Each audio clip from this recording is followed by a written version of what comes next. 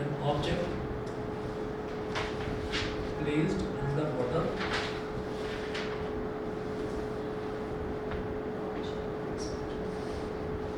an object placed under water appears to be raised. हाँ sir यही तो था वो क्वेश्चन फिश वाला हाँ सर मिराज के बारे में बताना सर आप याद कीजिए। हाँ हाँ अभी है दिखाई दे रहा होगा। हाँ सर ज़्यादा सो गया।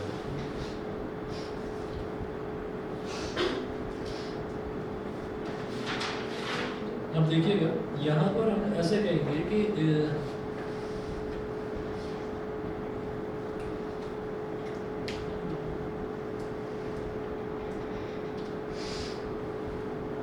एक ये कंटेनर है, इस कंटेनर के अंदर पानी भरा हुआ है।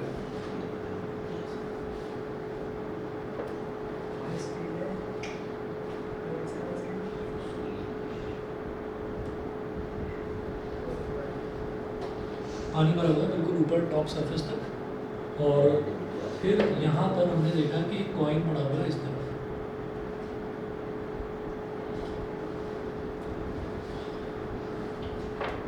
सर आपकी वॉइस बहुत कम आ रही है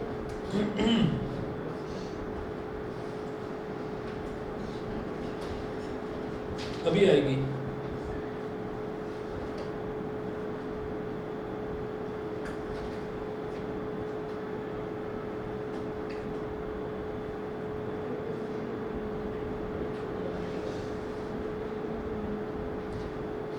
तो देखिएगा यहाँ से जैसे ये एक कॉइन है, ये पूरा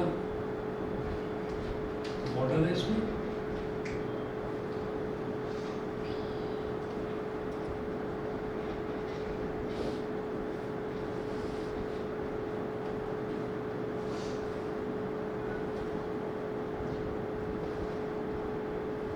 अब यहाँ से इसमें से बहुत सारी रेज निकलती हैं। तो एक रे ऐसे निकली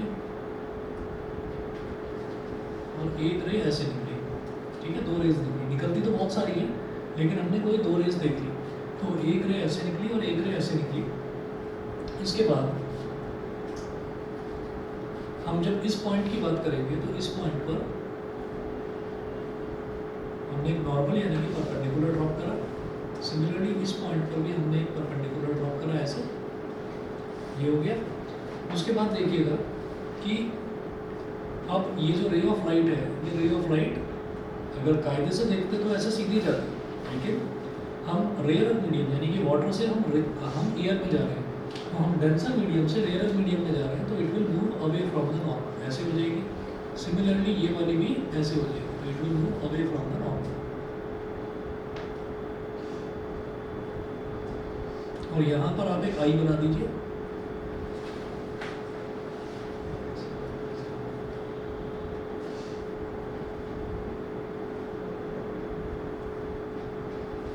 सब मैथ्स का टेस्ट इस वीक लोगे अगली वीक? अगली वीक अगले वीक अगले वीक हाँ सर आप कह रहे थे एक हफ्ते पहले बताओगे। अब आप ये देखिएगा कि जैसे ये आई है, अब आई से जो रेज ऑफ लाइट, अगर हम ये देखें कि यहाँ से कॉइन से तो रेज ऑफ लाइट इस तरह से जा रही है मुड़ती हुई, तो क्या ये दिखाई देगा हमको? हम ये कहेंगे ये तो हमको दिखाई नहीं देगा, क्योंकि जो हमारी आई से लाइन ऑफ साइट निकलती है वो लाइन ऑफ साइट सीधी ही जाती है, वो कहीं मुड़ती नहीं है, ठीक है। तो वो सीधी जो है वो ये इस तरीके से मान लीजिए जा रही है, ऐसे।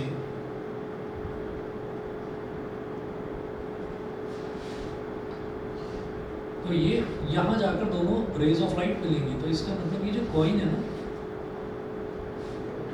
ये कॉइन हमको यहाँ ऊपर बना हुआ दिखाई देगा, ठीक है। तो ऐसा होता है कि एक कंटेनर है, कंटेनर के अंदर पानी भरा हुआ है, एक कॉइन है, हम उस कॉइन को उठाने की कोशिश करेंगे, हमें तो लगेगा कि ये कॉइन गिरा, लेकिन कॉइन तो नीचे, ठीक है। तो बार बार हमारा हाथ ऐसे ही जाएगा लेकिन हम कॉइन को पकड़ नहीं पाएंगे। तो होता क्या है कि कॉइन एक्चुअल में तो नीचे है, लेकिन उसकी जो इमेज है वो थोड़ी सी ऊपर की तरफ आ जाती है। तो ये तो हो गया coin.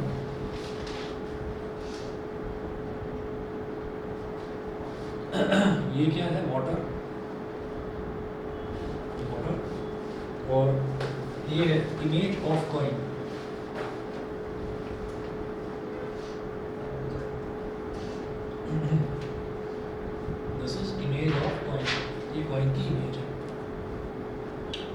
Rays of light bend here, यहाँ पर लिखेंगे, ये वाला पॉइंट है ए पॉइंट, बी पॉइंट, यहाँ लिख देंगे ऐसे।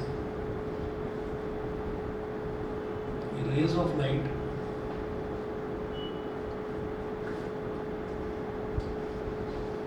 Band here, rays of light यहाँ पर ए पॉइंट पर, बी पॉइंट पर बैंड होगी, मुड़ गई। सर इसके इमेज का कोई प्रॉपर्टी नहीं होगा? बस ये जो इमेज है ये एक वर्चुअल इमेज है, ये वर्चुअल मतलब इमेज ये कुछ एनलार्ज या कुछ ऐसा नहीं होगा? ऐसा कुछ ऐसा कुछ, ठीक है, बस ये ऊपर उभरी हुई होगी। उसके बाद एक लाइन लिख लीजिए इसमें, when the coin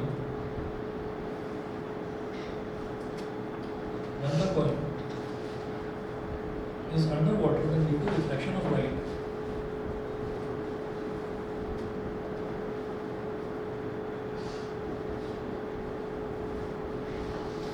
is underwater then due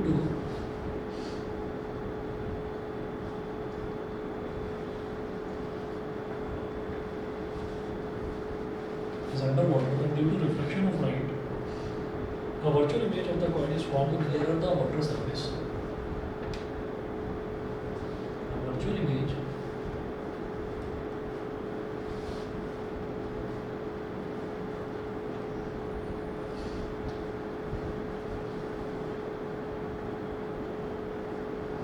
A virtual image of coin is formed nearer to the water surface.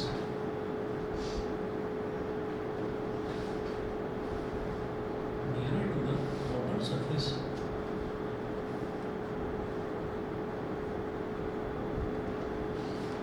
Nearer to the water surface. Full stop. And since the virtual image of coin which we see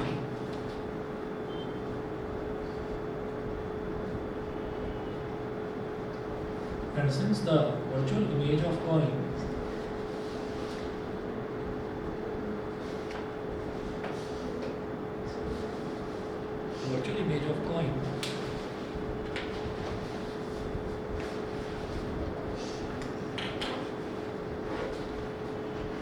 which we see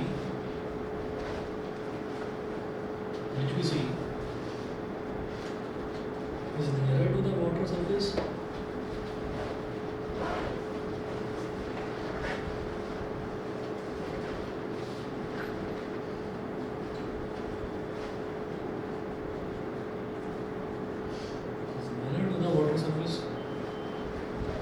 So the coin appears to rise and body. So the coin appears to rise.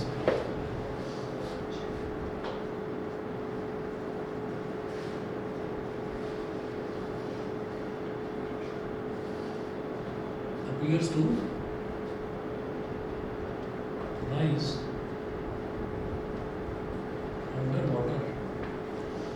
पानी के अंदर वो coin जो है थोड़ा सा राइज्ड, मतलब ऊपर उभरा हुआ दिखाई देता है। मिराज नहीं है, रिफ्लेक्शन इमेज है बस। उसके बाद थर्ड देखिए, a pool of water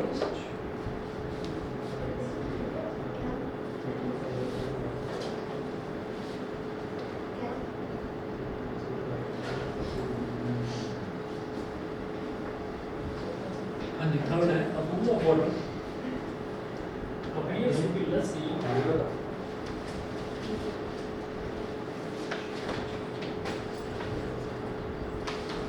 the water appears to be less deep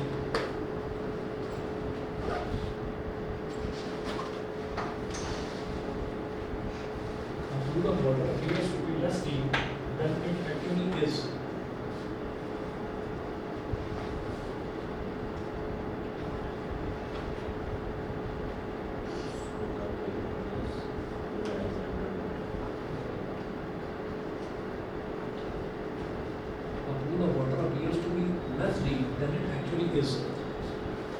एक जो स्विमिंग पूल होता है वो स्विमिंग पूल उतना गहरा नहीं दिखाई देता जितना वो एक्चुअल में होता है ना। अब ये देखिए ये ऐसा कैसे,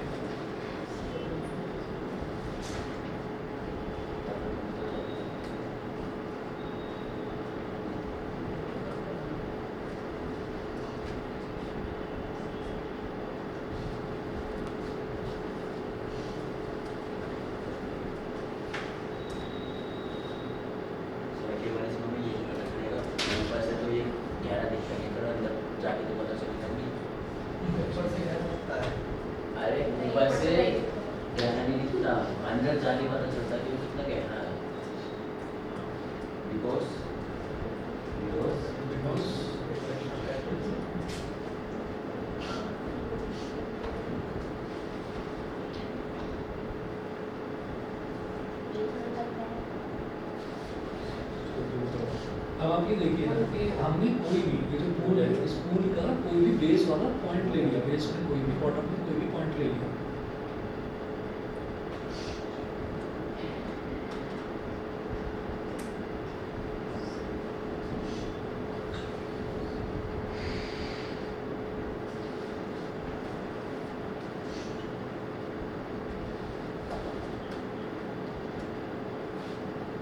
कोई भी हमने पॉइंट ले लिया। अब यहाँ से एक रे ऑफ लाइट ऐसे निकली है ना, एक रे ऑफ लाइट ऐसे निकली, एक रे ऑफ लाइट ऐसे निकली। तो आप ये देखिएगा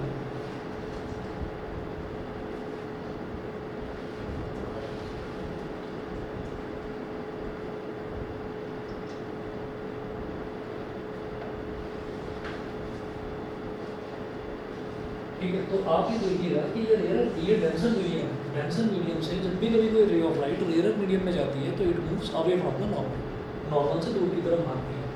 तो ये ऐसे चली गई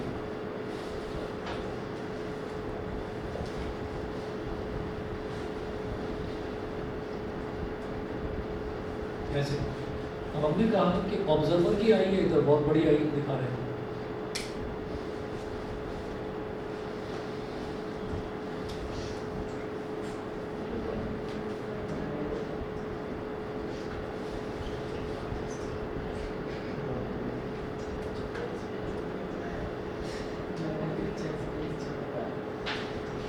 ये मतलब स्विमिंग पूल के ऊपर से कैसे स्विमिंग पूल के ऊपर से देख रहे हैं। मतलब कुल मिलाकर ये है कि अच्छा ये तो सब क्रश कर सकता है। फर्स्ट तो फ्लोर हवा में फर्स्ट फ्लोर से ऊपर देख सकते हैं। ड्रोन ड्रोन ड्रोन रोड नहीं कर सकते हैं।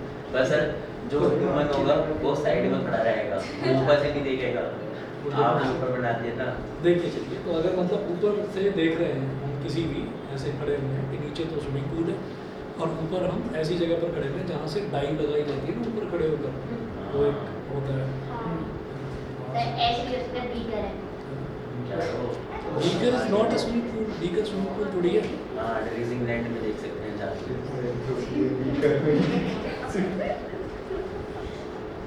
बीकर में कौन छलांग लगाएगा तुम?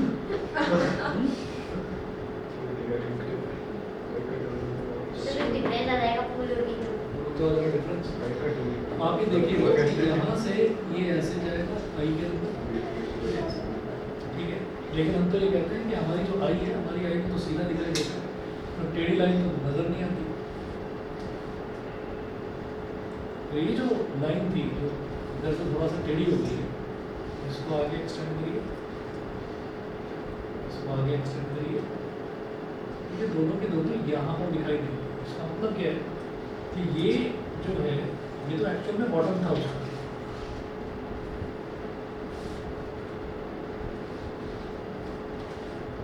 बॉटम ऑफ द पूल, ठीक है। और ये क्या है ये है रेज बॉटम।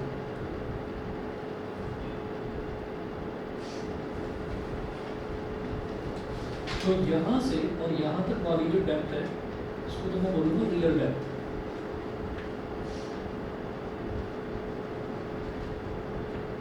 और जो यहाँ से यहाँ तक वाली डेप्थ है इसको हम बोलेंगे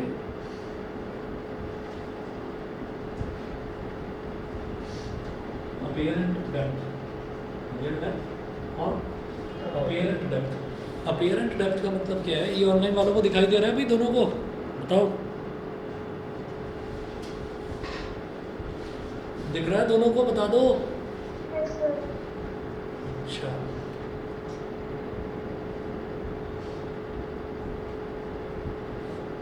तो देखिएगा कि रियल डेप्थ हमेशा ज़्यादा होगी और अपीयरेंट डेप्थ हमेशा कम होगी। तो इसमें होता क्या है कि अगर किसी ने देखा तो कह रहा है ये तो इतना सही कह रहा है, बस इसके अंदर तो आराम से तैरा जा सकता है, मैं कर लूँगा, है ना। और जब अंदर गया तो पता चला कि बचाओ बचाओ मेरे को तैरना नहीं आता है, ठीक। तो है क्या कि अपीयरेंट डेप्थ तो इसकी थोड़ी सी ऊपर को दिखाई देती है, लेकिन रियल डेप्थ थोड़ी ज़्यादा होती है। क्यों? क्योंकि जो उसका बॉटम है वो बॉटम की ही इमेज ऊपर बन जाती है। तो जो हमको दिखाई देता है वो एक्चुअल में उसका जो बॉटम है वो नहीं दिखाई देती, वो बॉटम की इमेज दिखाई देती है हमको ऊपर। समझ गए? जो दिखता है वो होता नहीं, जो होता है वो दिखता नहीं। हाँ, बेबी बोल वो चश्मा लगा के बोलता है ना, और मुझे कुछ दिखाई नहीं दे रहा। और चलो जी सर ये नोट कीजिए। सर इसके लिए ऐसा नहीं हाँ ये मैंने ऐसे कहा कि यहाँ से वो डेंसर से रेयर की तरफ गया। ये मेरे को थोड़ा सा और ऐसा बनाना चाहिए था जो समझ में आता। नहीं सर ये थोड़ा ऐसे हो गया इस तरफ, बैंड हो ठीक है, गया it will move away from the normal. लेकिन अगर देखें तो यहाँ से जो सीधी लाइन आएगी वो यहाँ पर जाएगी, आई में से जो लाइन ऑफ साइट आएगी वो सीधी आएगी। तो इस लाइन यहाँ से जो दिख रहा है रिफ्लेक्टेड रे जो निकली है वो बैंड हो गई, नॉर्मल से अवे बैंड हो गई। लेकिन यही रे ऑफ लाइट जब लाइन ऑफ साइट मतलब जब आई में से आएगी तो वो यहाँ सीधी आएगी, क्योंकि आई में से निकलने वाली रेज जो है वो बैंड नहीं होती, ठीक है। तो वो सीधी आएंगी, वो यहाँ मिल जाएगी, तो जहाँ मिलेगी वहीं पर इसका जो बॉटम है वो बना हुआ दिखाई देगा। रेज ऑफ लाइट जहाँ पर इंटरसेक्ट करती है इमेज वहीं पर बनी हुई दिखाई देती है, समझ गए। इसमें भी 2 लाइन लिखिएगा। When we look into a pool of water,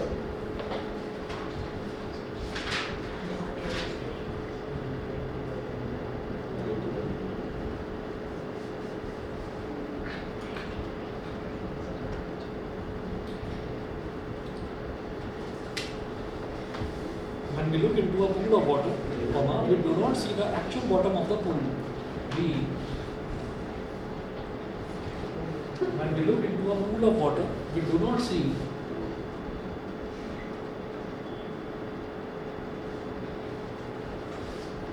the actual bottom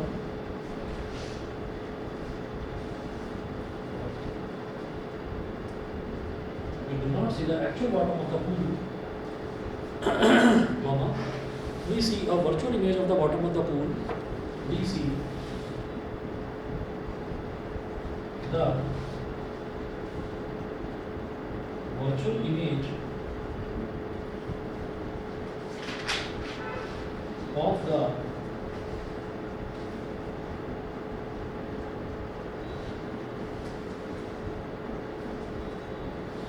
virtual image of the bottom of the pool, which is formed by the refraction of light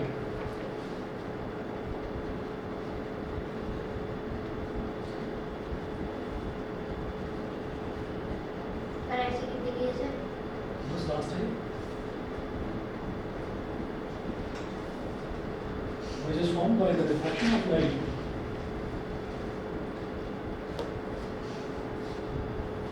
coming from the pool water into the air.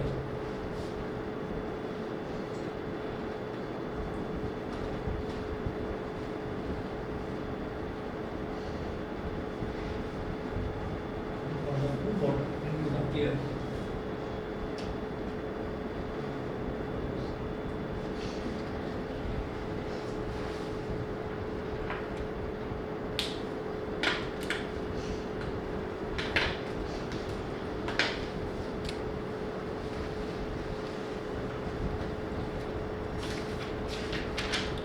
Next topic लिखिएगा laws of refraction of light.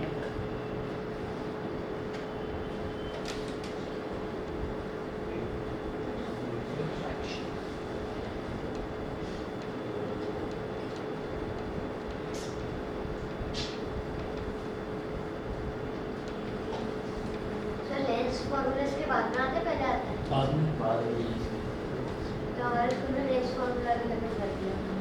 ये बात हमारे नहीं। पूरा सब खत्म हो जाएगा। हमारा हमारे में पूरा सब खत्म हो जाएगा।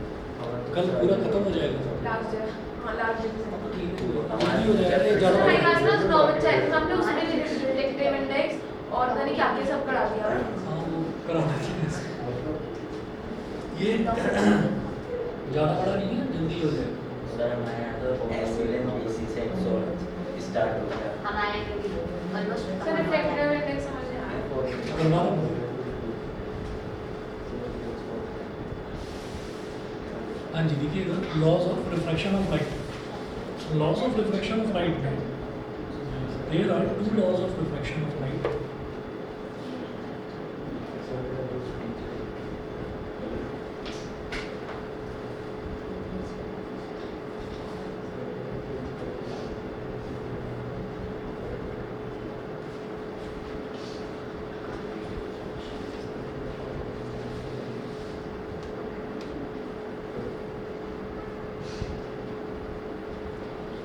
there are two laws of refraction of light.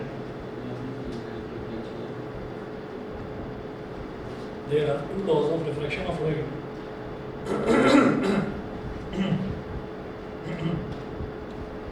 पहले लिखेंगे first law,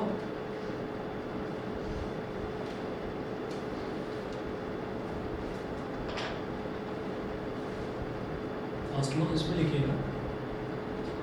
according to the first law,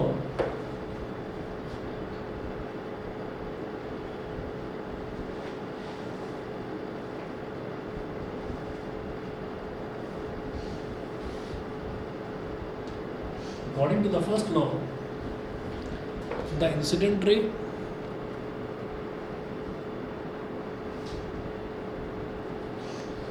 according to the first law,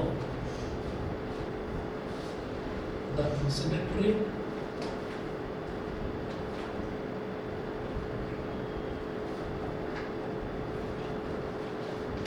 refracted ray,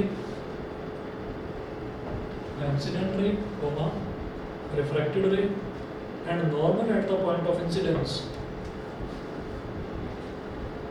and normal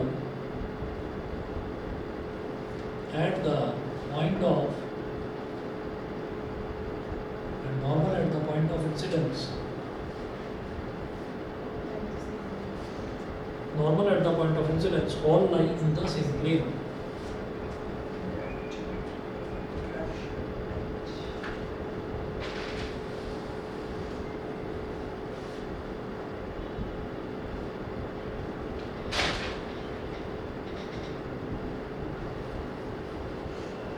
all lie in the same way. फिर सेकंड लॉ की बात करेंगे. तो first law तो हमको पता ही है, फर्स्ट लॉ तो बिल्कुल वैसा ही है जैसे रिफ्लेक्शन में था. Incident ray, reflected ray and normal, normal यानी कि perpendicular at the point of incidence they all lie in the same way. मतलब सबको हम एक ही प्लेन शीट ऑफ पेपर में बना सकते हैं. तो पहला लॉ तो ये हो गया. सेकंड लॉ क्या है? सेकंड लॉ है, हाँ जी, हमारी करते हैं सुबह हाँ अभी हाँ, बहुत कुछ बहुत कुछ ऐसे दवा करवाऊंगा. तो सेकंड रो में सर वही है ना, sin i upon sin r सिद्धि साइन. sin इसी में है ना. तो लिखिएगा according to second law,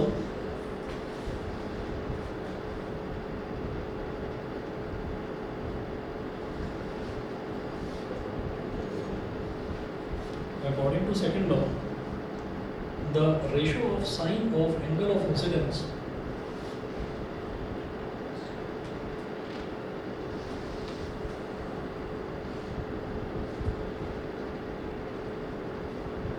the ratio of sine of angle of incidence the ratio of sine of angle of incidence to the sine of angle of refraction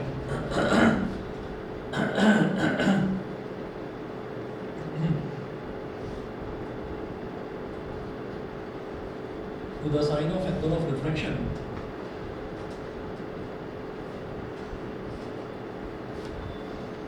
the sine of angle of refraction is constant for a given pair of media is constant for a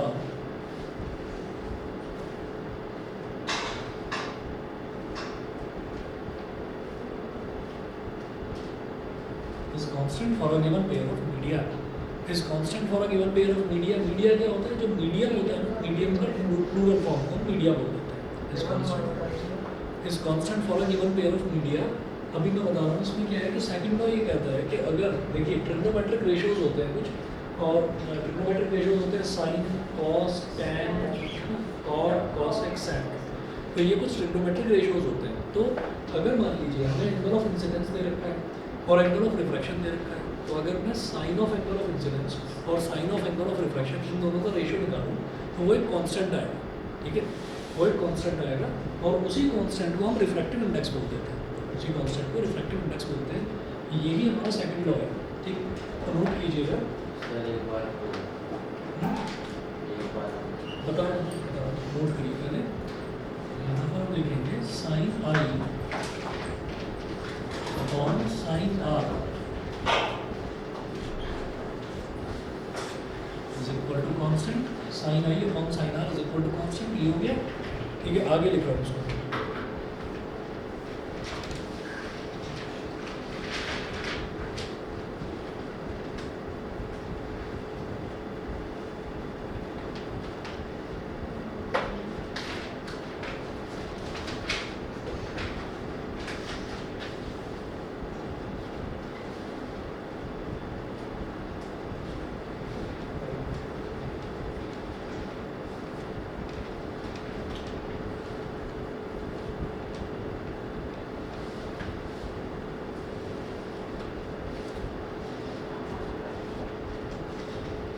Sin I upon sin R is equal to constant. This constant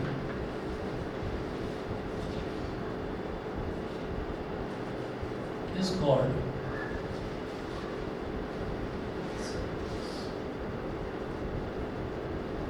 refractive index.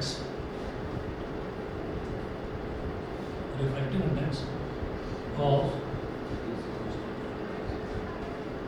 medium 2 with respect. This constant is called refractive index of medium 2 with respect to medium 1. With respect to medium 1. अभी समझाता हूँ क्या है. It is denoted by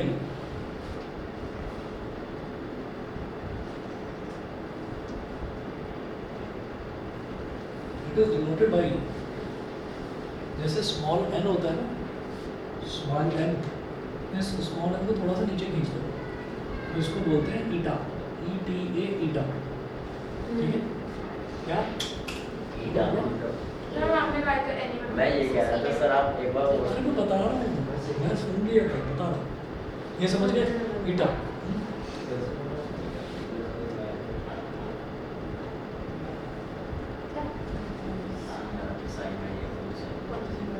is equal to ईटा। अब सुनिए, सही से denoted करना है। सुनो सारी कहानी समझा दूँ।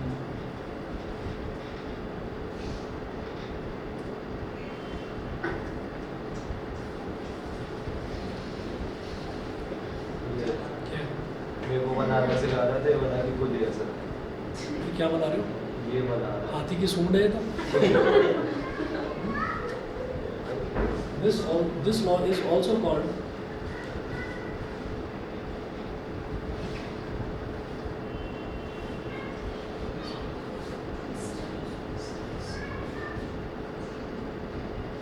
Snell's law of refraction.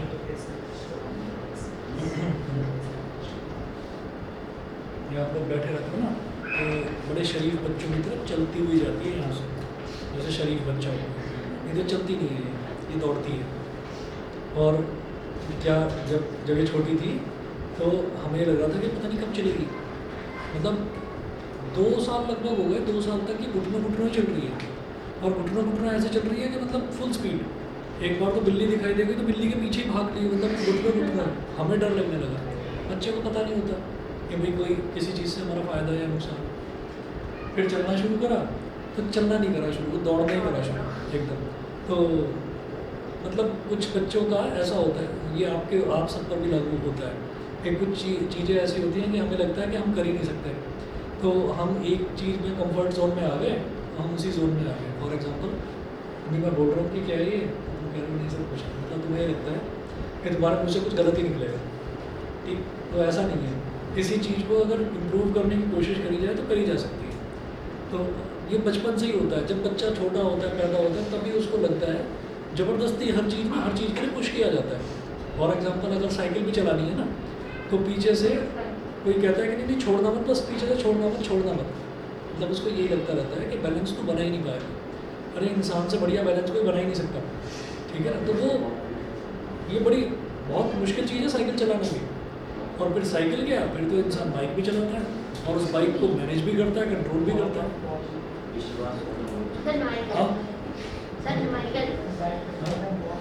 Himalaya के पीछे से पढ़ा है, सिर्फ टॉप को समझ लो।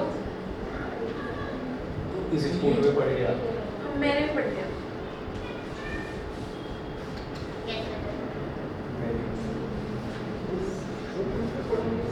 देखिएगा this law is also called Snell's law of reflection. Reflection बराबर रिफ्लेक्शन। तो अब देखिएगा हमने कहा कि हमेशा जब भी हम रिफ्लेक्शन बोलते हैं तो दो मीडियम जरूर होते हैं।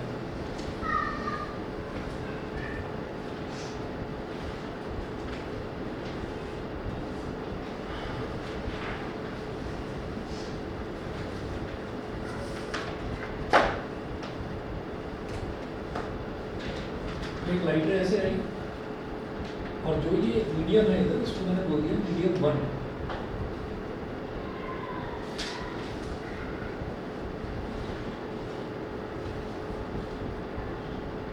और इसको हमने बोल दिया मीडियम 2, मीडियम 1 और मीडियम 2, मीडियम 1 और मीडियम 2। फिर हमने कहा कि ये वाली जो लाइट है ये जैसे यहाँ पर एक लाइट रे ने आकर स्ट्राइक करा, इसको क्या बोलेंगे incident ray, incident ray.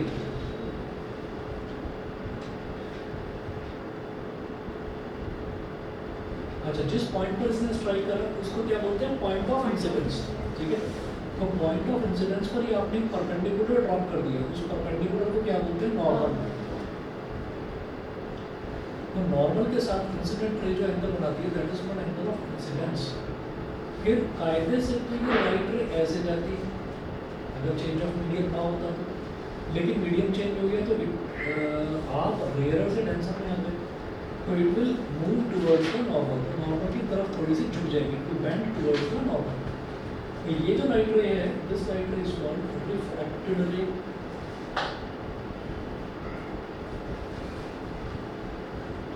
Refracted ray इस नॉर्मल के साथ जो एंगल बनाएगी that angle is r, small r, ठीक है।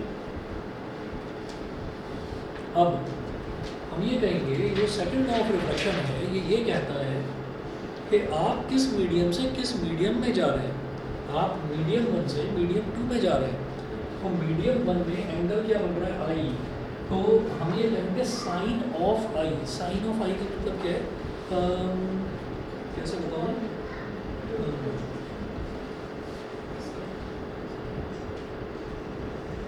साइन एक फंक्शन होता है, अगर उसके आगे मैं कुछ भी वैल्यू लिखूँ, जैसे एक वैल्यू बताता हूँ साइन 30 डिग्री, और साइन 30 डिग्री की वैल्यू होती है 1/2। ऐसे ही अगर हम बात करें साइन 90 डिग्री तो 90 डिग्री की वैल्यू होती है 1, है ना। तो ऐसी ना कुछ वैल्यूज़ होती हैं ट्रिग्नोमेट्रिक रेशियोज़ की, कुछ वैल्यूज़ होती हैं वो आप डिटेल में मैथ्स में करोगे। मैथ्स में ट्रिग्नोमेट्री वाला जब पोर्शन करेंगे तब मैं डिटेल में ये चीज़ करवाऊँगा आपको। तो साइन 30 डिग्री की वैल्यू 1/2, साइन 90 डिग्री की वैल्यू 1। इसी तरह से कोई भी एंगल होगा तो उसका मैं साइन निकाल सकता हूँ। तो sine of angle of incidence यानी कि साइन आई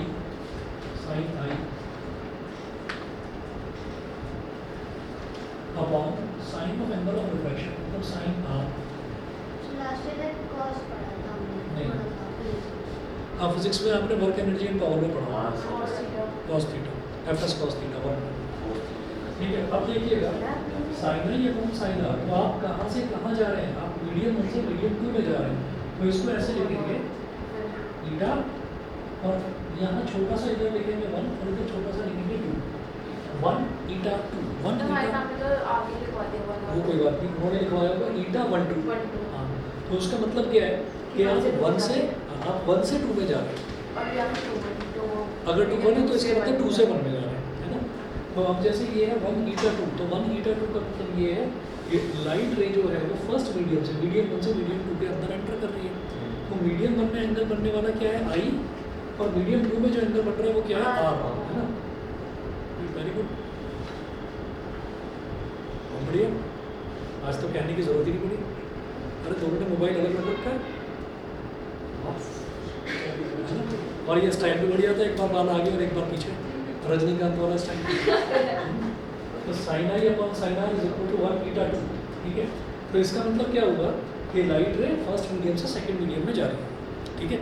अच्छा, और इसको हम क्या बोलते हैं, इसको हम बोलते हैं refractive index, refractive index of medium 2 with respect to medium 1, ठीक है। Medium 2 with respect to medium 1। For example अगर ये कहा जाए कि मुझ में और तुम में 10 मीटर का फासला है, 10 मीटर की दूरी है, तो मैं अपना जो पोजीशन है वो किसके रिस्पेक्ट में बता रहा हूँ, तुम्हारे रिस्पेक्ट में तो बता रहा हूँ, ठीक है। कैसे कि भाई वहाँ उसको मैंने ओरिजिन माना, और वहाँ से मैंने मेजरिंग टेप लेकर और यहाँ तक का डिस्टेंस हमने मेजर कर लिया, ये भी ठीक था, ठीक है।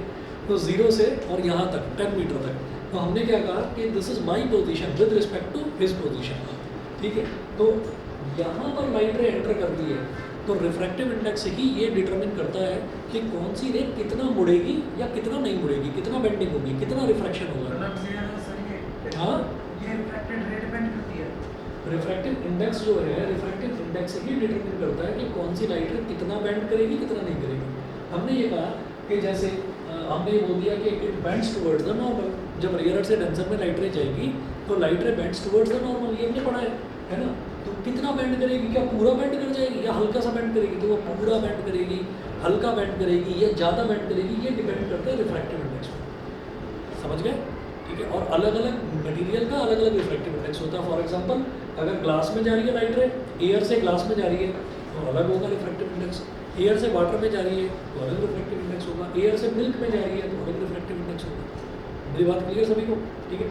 तो this is called refractive index of medium 2 with respect to medium 1, मतलब हम मीडियम 1 से मीडियम 2 में आ रहे हैं, ठीक। अच्छा, इसको स्नेल्स लॉ ऑफ रिफ्रैक्शन भी कहा जाता है। इसका एक फॉर्मूला और नोट करो,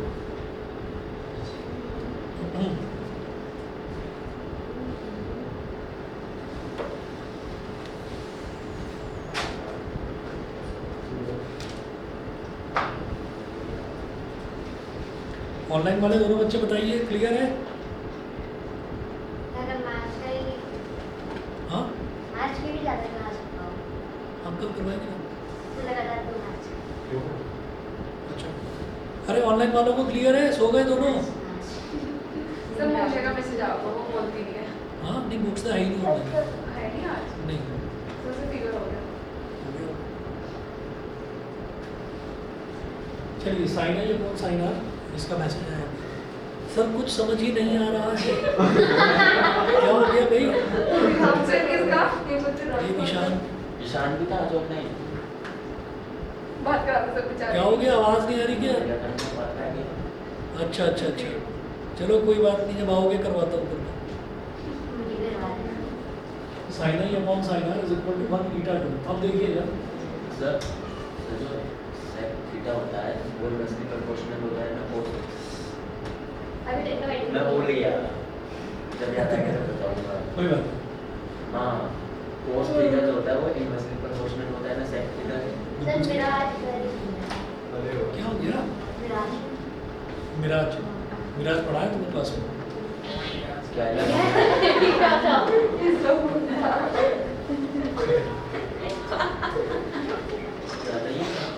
हे दिस इज अनन्यास फोन। भूल गई थी ना यहाँ पर, भूल गई थी, मैंने कहा कुछ उस पर क्लिक करके फिर देखा। आदत होगी तभी लिख रखा है। हाँ, किसी बच्चे की फोटो, हाँ आदत होगी भूलने की। मैंने कहा किसी बच्चे की फोटो होगी, मेरे को समझ में आ जाएगा किसका फोन है, उस पर ही अपने आप ही लिखा सर हुआ। दक्ष क्या कह रहा था कुछ मियाज कैसा कह रहा ये था? मिराज की बात कर रहा था। है क्या वो? मिराज ऐसा होता है कि जब हम सड़क पर जा रहे हैं, बड़े हाईवे पर जा रहे हैं, तो हमें दूर में ऐसा लगता है जैसे पानी पड़ा हुआ है, ठीक है। फिर हम जाते रहते हैं, फिर सोचते हैं अब दिखेगा पानी, लेकिन पानी दिखता ही नहीं, बस दूर से ही दिखाई देता है। फिर लगता है कि अब पानी मिलेगा, तो पानी मिलता ही नहीं। सर वो बेचारों को जैसे एग्जाम वो पास में होता है, पर वो हमें लगता है मतलब पास में है तो जहाँ पे वो इमेज होगा तो उसके पास होता है, ऐसा कुछ लग रहा सर है। ये क्या है? चलो बताऊँगा उसको अलग ढंग से। है रिफ्रैक्शन का ही, लेकिन अलग चीज़ बताऊँ। पीछे पढ़ूंगा, हर रोज मिराज पढ़ाते हैं, रोज रिवाइज करवाते हैं।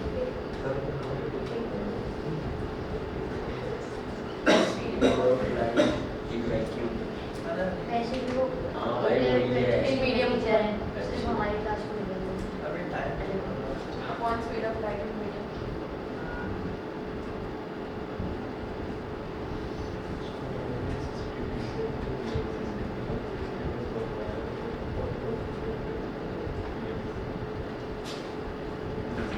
ये हो गया sine i upon sine r, इसका एक फॉर्मूला ये हो।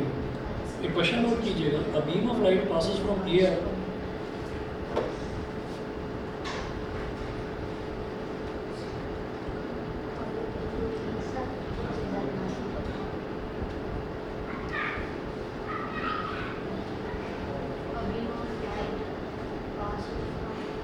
air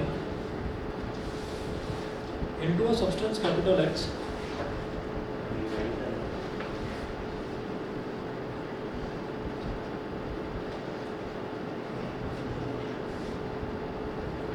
into a substance capital X, light का वेटेज कितना होगा? लाइट का क्या होगा? मतलब जो बोर्ड का लेवल होगा उसका वेटेज कितना होगा लाइट? अच्छा वो बता दूंगा, देखते हैं इस बार चेंज हुआ है ना 5 मार्क्स है ऐसे। if the angle of incidence 5 marks है ये। ओ 12 चैप्टर है।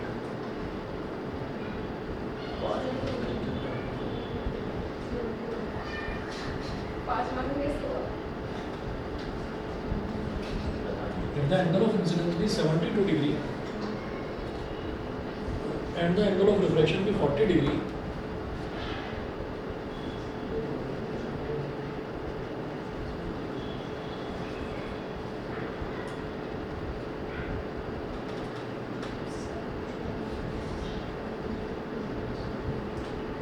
be 40 degree, calculate the refractive index of substance capital X.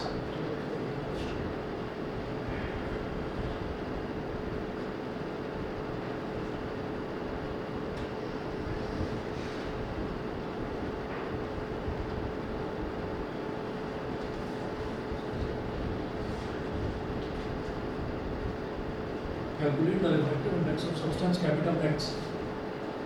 Full stop given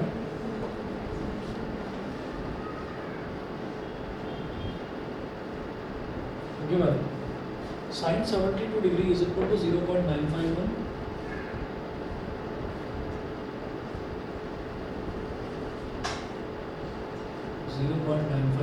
and sin 40 degree is equal to 0.642.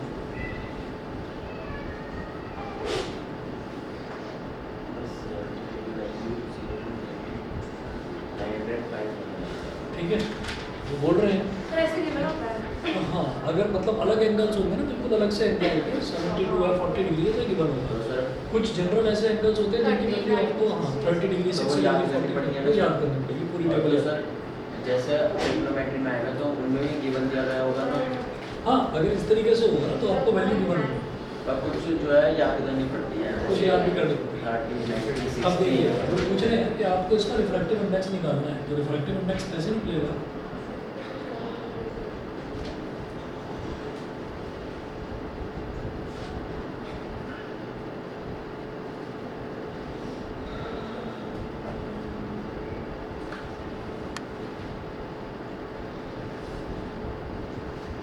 Sign आई कितना है? जो एंगल ऑफ इंसिडेंस है वो 72 डिग्री है। हाँ, 70 साइन 72 डिग्री अपॉन 40 डिग्री।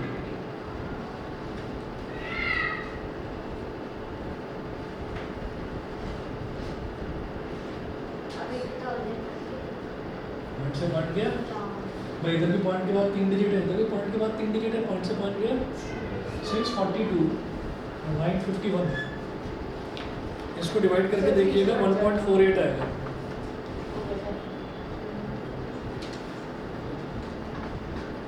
आएगा, ठीक है। और सुपर रिफ्लेक्टिव इंडेक्स तो आंसर ये रिफ्रैक्टिव इंडेक्स आ गया, बस इतना ही आंसर है, ठीक है ना। आज इतना ही करिए, बाकी रिफ्रैक्टिव इंडेक्स नेक्स्ट क्लास में कराएंगे। इसकी ऐसा यूनिट नहीं होती, रेशियो होता है, डिनोट इसकी कोई ऐसा यूनिट नहीं होती। डिनोटेड करते हैं सर कल मैथ्स वो डेटा डिनोट करते हैं इसको ईटा से, ईटा से डिनोट करते हैं। हाँ, कल मैथ्स